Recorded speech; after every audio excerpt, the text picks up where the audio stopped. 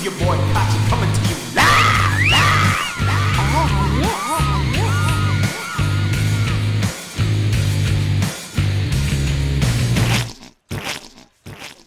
Oh yes, Kuva Survival is here. The update has arrived, so we can now get our Kuva endlessly by going to the Kuva Fortress, and we can stay in there for as long as we want to, keep getting Kuva after Kuva after Kuva. But there's gonna be a split in this when it comes to the people, because now, in my opinion, we have another option as far as getting Kuva. We have the siphons, we have the floods, we have the sorties that, depending on RNG, by the day you could get 6,000 Kuva. And now we have Kuva Survival, where you go into the Kuva Fortress and we harvest our Kuva, basically turning life support into a Kuva harvester. I'm going to talk about it in its entirety because I've been playing the Kuva Survival for at least like around 5 hours, maybe 5-6 hours, because it dropped around 1 o'clock for me. It's now 7:50, so roughly 4 or 5 hours. I've been noticing some things as far as with the people, talking to a number of them, and I was also streaming it as well, and they are asking, is it worth it? Whether if it's in the clan, whether if it's in the recruiting tab, or just in the forums, saying, is it worth it? And I've come to this conclusion, and I was playing with my man Richie early on, and we were loving it. The reason why we were loving it is because of our cats getting that nasty proc. He gotten 1600, I gotten my 800, then at times I was like, oh, there goes that 1600 right there, let's keep going with this. And then there were others that are like, nah, it's not worth it, I'm only getting this amount. Here's the thing when it comes to the Kuva harvester, but I'm gonna break it in its entirety like this. Let me start that over. When you go into the survival, it acts like any other survival, but every time when a life support supply drops, you're gonna have an enemy carrying the Kuva catalyst. Kill the enemy with the catalyst, you take that catalyst to the life support, it will transform the life support into a Kuva harvester. You have to defend it for a minute. Once you defend it for a minute, you get yourself some Kuva. Here is where I'm going to dive deeper into this. When you get your Kuva, normally you get 200. Normally. With a booster, you'll get 400. Now, when you have your cat, depending on its proc, you could get a range from 800, 1600, 2400. The highest proc that I have seen, and this was like a couple of games ago, I've gotten a strong proc for my cat and I gotten 2400. That was technically for me, not for my squad mates, because I believe some of them, they just had a booster with them, but they didn't have their cat rolling with them, so it's fine. I gotten 2400, they probably gotten 400.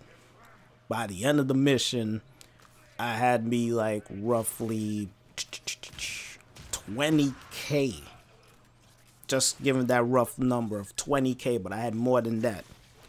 So they were like, damn, this thing ain't worth it.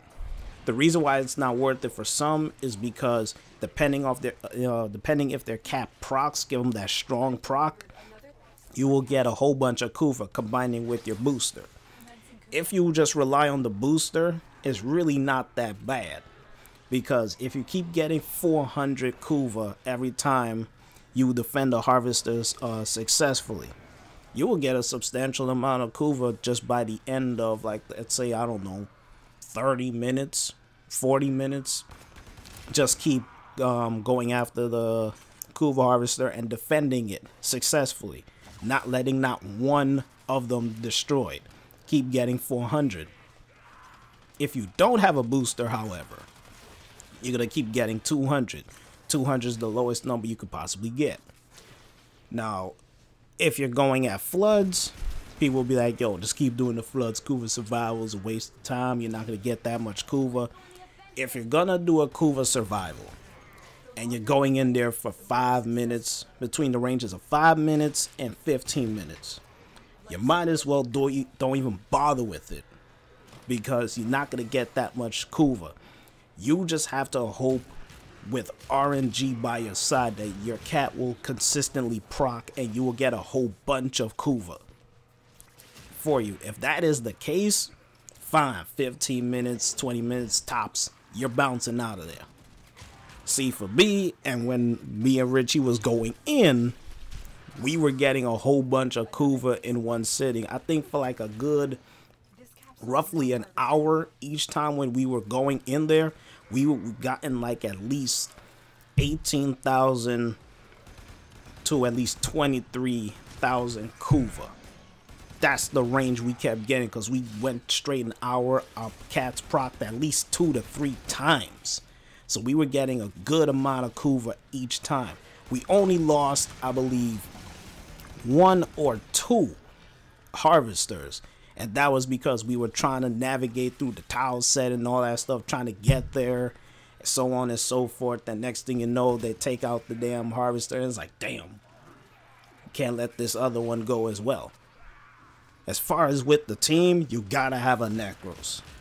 You gotta have a Necros on your squad, and you gotta have a frame that defends the harvester, because when they start to scale, they can one-shot the harvester, because the harvester only has 4,000 health.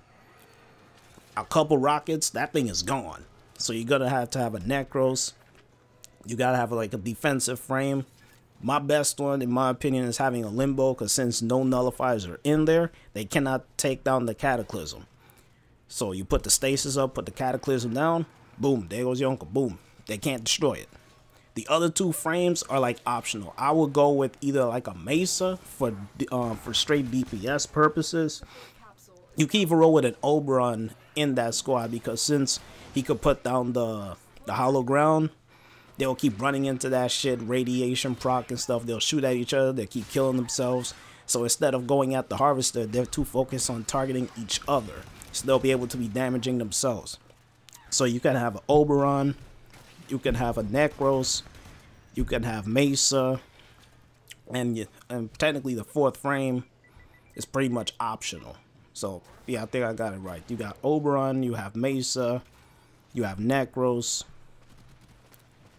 Any other frame after that is technically up to you. I would suggest either going with another DPS frame. Oh yeah, I forgot Limbo. Nah, I don't know what I'm talking about. Oberon, Necros, Mesa, and Limbo. There goes your 4 frames. What you call it? My brain just like froze right there. So yeah, Oberon for the hollow ground, Mesa for DPS. You got your Necros up in there doing his stuff. So you got your frames doing what they need to do, and you could able to sustain life support, because Necros is extremely important, because while you're defending, you gotta be able to keep getting those life support packs from the ground from the enemies that you keep killing. Necros is good for that. Hydroid ain't, there's no point in bringing Hydroid in this place. There's really no point whatsoever, because the enemies scale so fast. The tentacles are not gonna be able to kill as fast. All you gotta do with your with Necros is just kill them with your weapons. Friends will take them out as well, and once you have your desecrate, the life support packs will just keep popping up. So you could just roll with that squad, go as far as you want to. Is it worth it for me? Yes, it is, because I could go far, get a whole bunch of Kuva.